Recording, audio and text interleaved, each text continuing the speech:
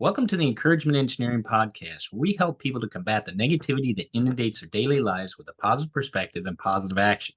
Today's guest is Blaine Oelkers. Blaine is America's only Chief Results Officer. He's always loved to help people get results, and he knows which habits bring success and results, how to create them instantly, and stick with them for a lifetime. Blaine is a leading authority in personal implementation and consistency. He's a habit master with documented streak of 1,453 days in a row and counting, a TEDx speaker with over 190,000 views, a LinkedIn top connector with over 25,000 first level connections. We won't even get into the second, third levels, but it's got a lot there too. A lifetime work from home entrepreneur, a graduate of Purdue University and Stanford University social entrepreneurship program, say that 3 times fast, and a co-author of 3 books and frequent podcast guest. So please welcome to the show, Blaine Oelkers. Blaine, thank you so much for taking the time to be here today. Hey, Bob, thank you so much for having me on. And, I love your stuff. I love your, if everyone hasn't, subscribed yet, please do. Bob's getting close to 4 digits, 1,000 podcasts, but the energy and the excitement and what I think a lot of people are lacking, the encouragement, right? I mean, most entrepreneurs or most people in general, a little accountability and some encouragement goes a long way. And you are a shining star of encouragement. And I'm happy to share the airwaves with you today. Well, thank you so much, Blaine. I really appreciate that. And yeah, it's all about helping people out. We need that in our times today. People are going every which way, and we need to show that encouragement. We need to show that we can get through things together, and that we've got the skills within us. And so showing people that, I think, is important. Well, tell us about you and how you got to where you are. I was born in New Jersey, but I had a couple of moments of dawning comprehension. Poof, the light bulb goes off, and then you're never the same. And that first moment came for me. I was at Purdue University in Indiana, not too far from Michigan, there where you started out, and I saw this ad, and maybe some of the listeners are a little bit of the seeker, like I want to do better. How could I do better? And I saw this ad for an audio cassette tape. Now, some people might not even know what that is. I may be dating myself. We dated ourselves there. Yeah. This was in the 80s. Audio cassette is this little square thing that you could put into a Sony Walkman and it would play audio programs. Anyway, there was this, you could send away for this tape. And it was the reading of the book Think and Grow Rich by a guy named Earl Nightingale. Earl Nightingale ended up becoming one of my own mentors. But anyway, he was reading this book, Think and Grow Rich. So I got this tape. I was all excited. I listened to this tape. And then I got the book and I read the book. And it was in the reading of that book that I had this big epiphany. And I made a little acronym called YTABA. Now, YTABA stands for what you think about, you bring about. And so there's lots of people might say it in different ways, but your thoughts are really powerful. And there's a methodology, is what this book talked about, a methodology to direct your thoughts to help you kind of bring about whatever those things you want to bring about. Now, it's an active role. You take an active role in bringing it about. It's not just simply think about it and it happens, but what you think about, you bring about. And that set me up for a lot of success. And I met my wife at Purdue. So we've been married 30 years now, which is fantastic. I got some great jobs. I got my degree in computer science. And then the second kind of moment of dawning comprehension came when I was working as a software engineer and I was on a business trip, and I came back from this trip.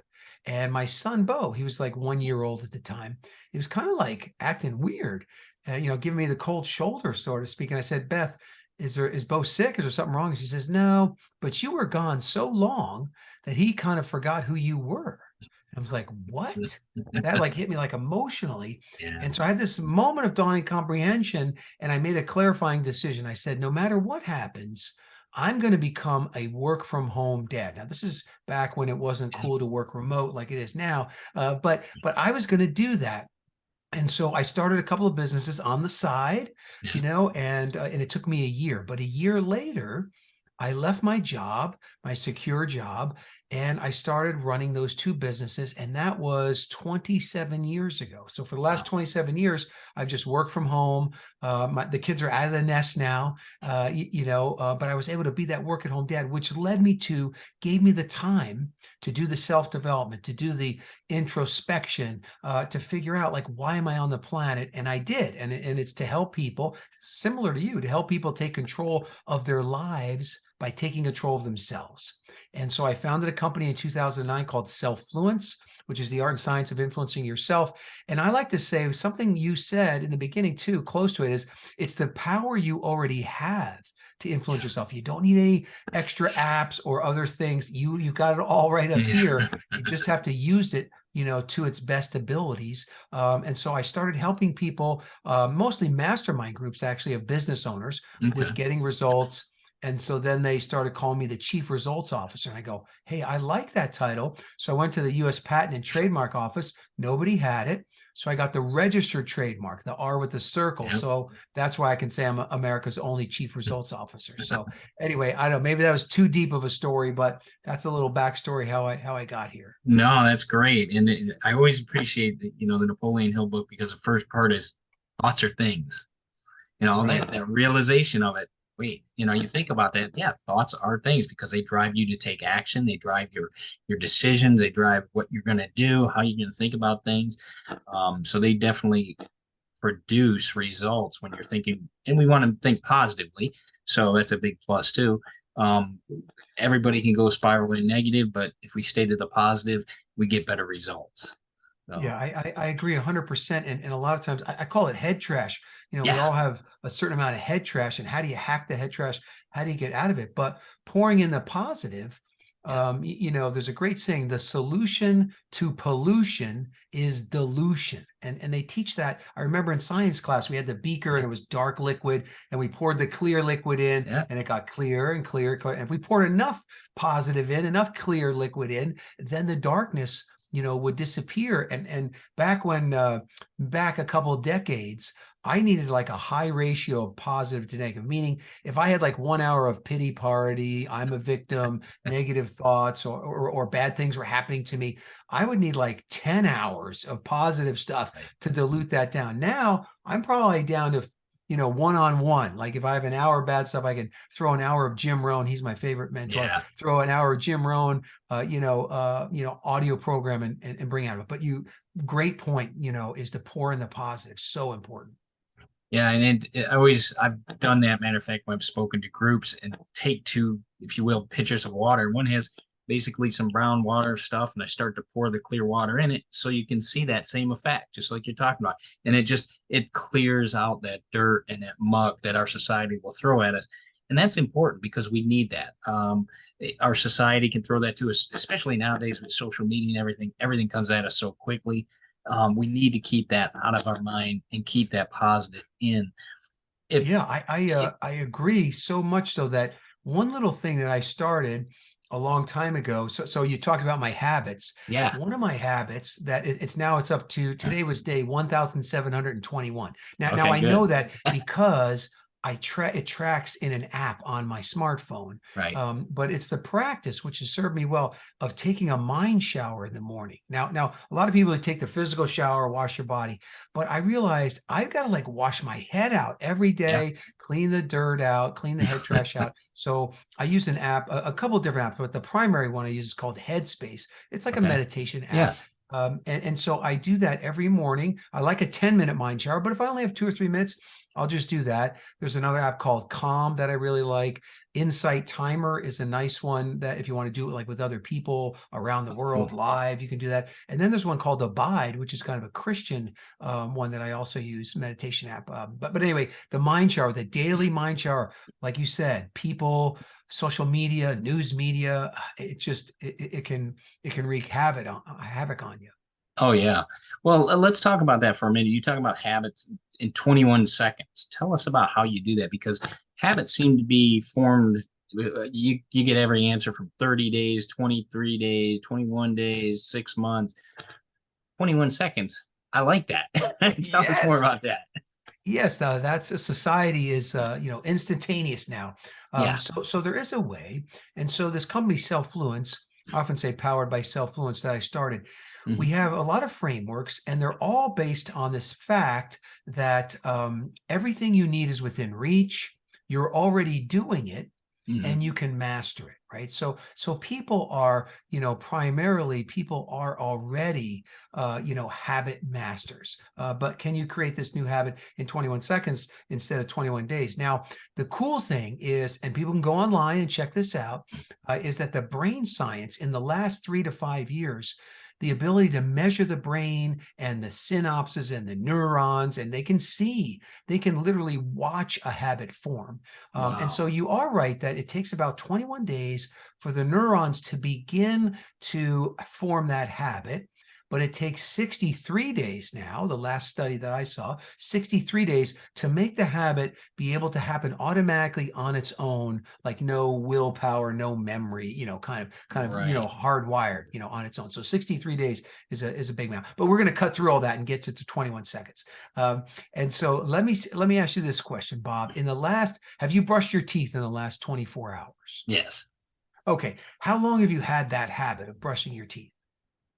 Since I was 2 or 3 years old. Okay, so it's decades. Yeah. So I often do this in, we've got a big workshop and maybe there's some dentures in there, but almost every hand goes up, and everybody is a habit master Yeah. at brushing your teeth. Okay. And you have to realize that. And some people say, I'm not good at habits. I'm like, no, you are. Just look at your life. We're creatures of habit. There's so many things that you do every single day, once a day, sometimes more than once a day. And so the way I kind of discovered what I call the 21-second habits is that my wife, unfortunately, a while back, she used to have nearly daily migraine headaches. Mhm. And so very debilitating, terrible stuff. And the doctors said, look, here's this headache log. And we need you to fill it out, like what you eat, what you think the triggers are, what's the weather like, how are you feeling, what's the barometric pressure. And my wife would fill it out a day or two, then she would lose it, then she'd forget to do it. It was totally frustrating. And I was watching her one night, she was brushing her teeth. And I'm like, she's that dentist recommended 2 minutes of brushing Right. every morning and every evening. And so what we did is the first key to the 21-second habit is what's called habit linking. Okay. So what we did is we took the headache log, we put it underneath the toothbrush and the toothpaste. And as she brushed her teeth, for that 2 minutes, she filled out the log. So now she's getting 4 minutes, 2 in the morning, 2 at night, and she never loses the log because it's right It's there. right there. We know where it is in the bathroom Yeah. under the toothbrush. So she went from could only do it 2-3 days to 90 days in a row. And that really Cool. kind of helped her and get her meds right and really decrease. Now, maybe she gets a migraine every couple of months. It's Right. a thing of beauty. So when I saw that, that's first key number one is habit linking. Think of a habit you already do, and then we'll set up a cue or a trigger so that when you do that habit, you remember to do the new one, right? So that kind of happens instantaneously. But the second key, so I said to myself, I want to create some new habits. Let's see if Mhm. this thing works. So I Right. want to do the mind shower, and I wanted to do this Bible app, YouVersion Bible app. Mhm. And so what I did is I said, Blaine, what could you habit link? Like, what do you do first thing in the morning? Like no willpower required, right? And in comes the iPhone, right? Every morning when I wake up, Ding. sometimes Yeah. the alarm's going off, but every morning I open that phone. Like Yeah. I don't have to, there's no willpower required for that. It happens as soon as I wake up, typically. So what I did is I moved all the apps off the home screen, pushed them to the other screens, and I just put those two apps on there, the Bible app and Headspace. Cool. And then, so that's my habit linking to me opening the Yeah. phone, and then I see that. But then the second key, so habit linking's first. The second key is to get yourself to do the habit. You Right. have to use something called urge surfing. And what urge surfing is you surf this urge, this energy, this desire for something to get you to do the habit. So in my case, why did I open the phone? I opened the phone because my son's in Denmark and he's texting in the middle of the night. I'm getting text messages, I'm getting emails, I'm getting orders for my business. I Right. want to know what's going on in social media. I want to know, I have all these unanswered questions of emails I sent the day before. Like Right. I am so jazzed up, to want to see what's in there. I surf the urge for all that to say, nope, I have to do these apps first. But that gives me the kind of the energy to do those apps. So that's the second key. And then for Yeah. me, yeah, that worked. This is, like I said, this is day 1,721 days in a row that I've opened my phone in the morning and Right. used the habit linking, surf the urge to get those things. Now, if I'm short on time or the urge is real high, yeah, maybe I'll only do a 2-minute or a 3-minute. I don't think I go under 3-minute mind shower, but I prefer a Right. 10-minute shower if I have the time. And then the third part, so habit linking, urge surfing, and then the last part is leverage. And so if you're starting a new habit, if you give some carrots and some sticks, like, give yourself some rewards, right? If I Right. keep this habit for 7 days, I'm going to buy that book I wanted to read or listen to, right? Right. And then maybe work with someone else to create a little penalty, right? So my wife loves to give me penalties. If I don't make it, I have to wash the garbage cans or cook dinner 3 nights in a row, or, something that she'll enjoy, Right. if I don't make it. So having those carrots and sticks are helpful. And then the other leverage is psychological, is once you get, say, 3 or 4 days in a row, you don't want to break the chain. You don't want to break the Right. streak. So Right. that psychologically helps you. Now, you're human. The streak's going to fall. That's okay, because now you just try to better your best. You're just trying to beat your yesterday self. That's the only Right. one we're trying to beat. So anyway, that is the habit linking. So again, habit linking is, that's the 21-second habit, which starts with habit linking, urge surfing, and then a leverage. I'll give one more example. Quick one is, I had the person, I really like next day planning, like planning out your day. Right. And she's like, I really want to do that, but I'm not doing it. And I said, okay, Ann, what do you do first thing in the morning that you don't even have to think about? It just like happens every morning. She goes, I make a cup of coffee. I said, that's perfect. Over by the coffee maker, put a pad of paper and a pen. I want you to go to the coffee maker in the morning. I want you to make the coffee, smell the coffee and the beans grind. I hear the machine going, but you can't drink the coffee. Smell it, get all amped up for the coffee, but you can't drink the coffee until you start the list for the day. And Right. now she's got the habit linking there, the urge surfing, and then the leverage on herself is that she really wanted to do it, right? So Wow. anyway, those are some examples, and I hope the listeners, hope you're thinking about all those things you do: get dressed, drive to work. There's all these things that happen naturally, sometimes daily, sometimes weekly, sometimes monthly, even things annually, like birthdays and anniversaries. Right. You can habit link other things too. Yeah. It's interesting because those people forget how often they do things. Right. And it's, that scenario of, okay, how do we forget how to make things easier? We can complicate things real well, but making them easier, we're like, whoa, how do we do this? And those are some Right. great ideas, because yeah, that does give you that. I love that urge surfing, because it gives you that, okay, I want to get to that thing. So it's kind of like a reverse reward. I'll do this first so I can get to that. Right. Um, Great Yeah. ideas. So, and how does that help people to overcome the overwhelm of society, since we're going 900 miles a minute all the time? How do these habits help that? Yeah, so people can, so there's two things to the habit. One is this 21-second habits, new habit creation. That's one. And then the opposite of that is bad habit elimination. Now, bad habit Okay. elimination, that's like a whole nother ballgame. That's something Right. totally different. But sometimes, there can be things you need to stop doing, in order to get rid of that overwhelm feeling. But if people will set up, the habits that relieve the pressure of overwhelm, right? If they'll do some of those things, that's where I've seen, especially, kind of entrepreneurs, decrease the overwhelm, like the habit of creating a plan for the day, right? Then you're Right. less likely to lose your way during the day or get sucked into different things or Yeah. shiny objects and all that. If you have a plan, Squirrel. yeah, squirrel, Yeah. exactly. The monkey mind. Yeah. That's number one. Number two is overwhelm is typically you just have so much swimming in your head. Hmm. And so another habit that people will start is the habit of mind dumping. And so mind Hmm. dumping, simple habit: grab a piece of paper, a pen. You could use your smartphone if you want. You could type it if you want. I like a pen and paper. I think there's Yeah. something a little different to that. But you just get all the stuff, all the overwhelm out of your head and onto the paper, right? Now, there's a Right. key here. If you skip this one step, you're in trouble, because what happens is you get, like, I did one of these mind dumps, the last big one I did, like for over an hour. I had 400 things on the list.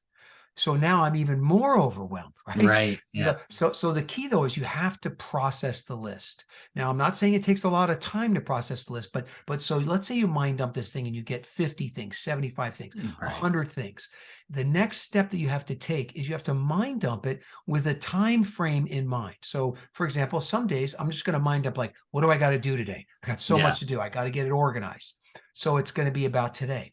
On Fridays, I mind up about next week. Okay, Right. what are all the things that have to get done next week? Right. So then my time frame might be a week. Some things I might do quarterly goals or I might do like annual goals, right? But you come up with a time frame. And here's why. Because when you process the list very quickly, like next to each item, you just Mhm. go through all the items very quickly and you put an N next to things that you can do now. Now, Okay. meaning like in less than 5 minutes. Right. Right. So you identify the ends, which can give you what I call some momentum, some movement, because they're smaller, shorter things. And sometimes if you don't have any ends, you got to go back and you got to break things down. Like you want Right. some ends, right? So maybe there's a task in there that that you could get started on, right? Like I might have write an article. Well, that's going to take more than 4 minutes. But if I can say, come up with the topic of my next article, Right. that I could do in 5 minutes, right? Or less. So you put an N for that. Then you put a D for things that you can delegate to other people. You may or may not delegate, but it's delegatable. So then your Right. brain can let that go a little bit. But then you put an S next to the things you need to schedule because they have to get done within your time frame, whether it's today or this week or a Gotcha. month or quarterly, whatever. But then the last thing you put is L for later. And it also means to let it go for now. For now, Right. it's an important thing, right? It was in your head. It's important. Get it on paper. But by and large, when people do that exercise, especially if they say, okay, what do I got to do this next week? There's a Right. lot of L's on there. You don't have to worry about those. You can just come back next week on the next Friday. I come back to my little list, and see what's Take your crossed off L's and and move maybe them over. Yeah. yeah, move them over if I need to. And a lot of times, if I move them over a few weeks in a row, it's time for them to move out. But what that does is that gets your brain focused on what you need to do. It can let go of all the loose ends and open loops in your head. It can Right. let all that go because it's on the paper. And then you can get started on the most important things, right?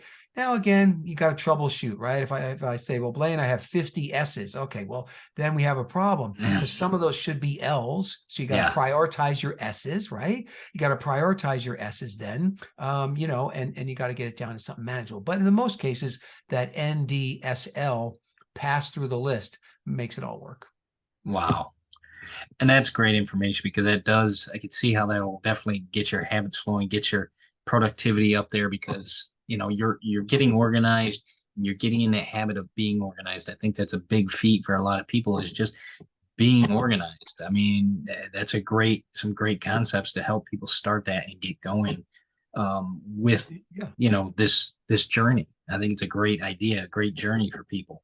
Real quick, well, tell us about Whitavia because we touched on it, but I want to, give you a little bit of time to talk about that. We got a few minutes here. Tell us about Whitavia because that's part of your TED Talk, and I really think that's great, a great concept that you talked about with that. Yeah, yeah. So these TED Talks, you get to share just like one big idea we're sharing. And if I had to pick one, what I first learned about in college, but then applied to my life is this concept of what you think about, you bring about. And the thing is, I'm more scientific probably than I am woo-woo. But scientifically, I want to know like why is this thing working, right? Right. And so physically, in the back of your brain, there's something called the reticular activating system. And Okay. it's kind of like the executive secretary for the conscious mind. So your subconscious mind is like running everything. It has all the sights, sounds, touches, feels. It's running your breathing, your blood, your muscles, the pH of your blood. I mean, it's monitoring and doing all that. You'd go insane if you were having to think about all that stuff. So it Right. handles all that, but it also handles all the senses and it decides what it's going to pass on to you, the conscious mind. And the way it decides that is by what you kind of think about, what you put Okay. importance on, what you emotionalize with your thoughts, and that's what it decides to feed you. I gave an example my TEDx talk about Yeah. my son Bo. He bought his very first car like with all his own money, and he was so proud. It was like an emotional photo, and it was an Acura TL maroon color, Right. and I had never seen that car before. Okay, I never saw it before, and I saw it in this emotional picture. And then you know what? Like for the next 2 weeks, That's all of all a you sudden see. one pulls up next to me at the stoplight. I'm like, what is that? And I drive by the Acura dealer. Why is the maroon one out front on You're the thing right. that's spinning around? Like all this, the cars were always there, but I never was tuned into them. And when Right. you realize that's what happens is your brain starts to work for you. If you give it those things, it's going to start feeding you those things that are going to help you move in the direction you want. Now, if you don't pick a direction, then you're in trouble. They Right. talk about you're kind of like the garden where the weeds are going to grow, right? If you don't Right. plant something, either somebody else is going to plant something in Yep. there that you may The not want to grow, or the weeds are going to weeds are come. going to So it's take over. right. It's Yeah. better for you to plant with your thoughts, what you want, and then take action on when the opportunities arise. And I love that because it just shows positive action does get you results. I mean, you're talking about with your habits, with your actions, with what you think about, and you go and take those actions just like you learned from Napoleon Hill, just like Jim Rohn talks about. You know, it's very interesting how this all comes together. It's a great scenario.